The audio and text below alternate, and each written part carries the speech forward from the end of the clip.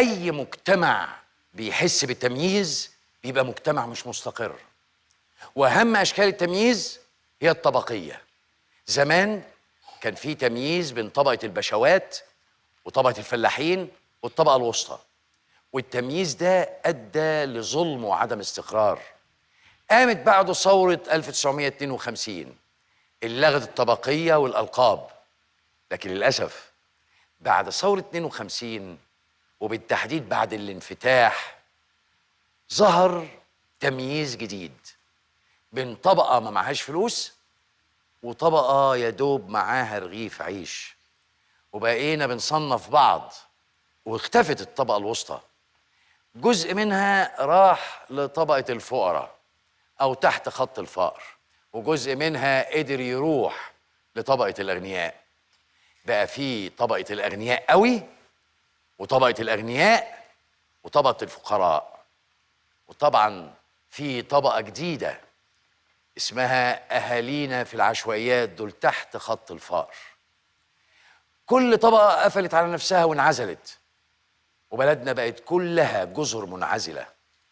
وبعد ما الثورة قضت على الطبقية والتمييز، احنا عملنا طبقية وتمييز تاني، وجت ثورة يناير وهدفها كان العدالة الاجتماعية علشان تقضي على التمييز ده تاني.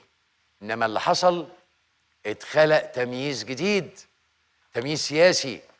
بقى عندنا ليبرالي وإسلامي واشتراكي، وكل واحد من دول بتفريعات، تصنيفات غريبة وعجيبة. الحكومة كمان على فكرة بتعمل تمييز. إزاي؟ الحكومة بتعمل تمييز بين المحافظات وبين القرى والمدن. عشان كده القاهرة عمالة تكبر وبقية المحافظات بتخس. المحافظات الحدودية مظلومة أكتر. جرب تعيش كده في حلايب ولا شلاتين ولا مرسى مطروح ولا العريش، هتلاقي نفسك محتاج تروح القاهرة، تنزل على مصر زي ما بيقولوا. مش ده برضو تمييز؟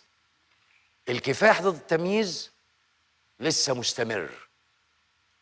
تحقيق العدالة الاجتماعية أصبح حلم مستحيل. هنكافح إيه ولا إيه؟ إحنا كلنا للأسف اتربينا على التمييز في بيوتنا، والتمييز الأسري بيبدأ من وإحنا صغيرين. بنتعلم نميز بين الأخ وأخوه، بين الولد والبنت، وبيوصل التمييز بين الراجل والست. في مجتمعنا تمييز؟ أيوة في تمييز. تمييز في التعليم والصحة والسياسة. لما تختفي العدالة الاجتماعية في مجتمع بيزيد التمييز. وزي ما شفنا الحل مش بس في ثورة على نظام، لازم الأول نعمل ثورة على التمييز اللي جوانا. وهي دي المشكلة اللي لو حليناها هيبقى مفيش مشكلة خالص.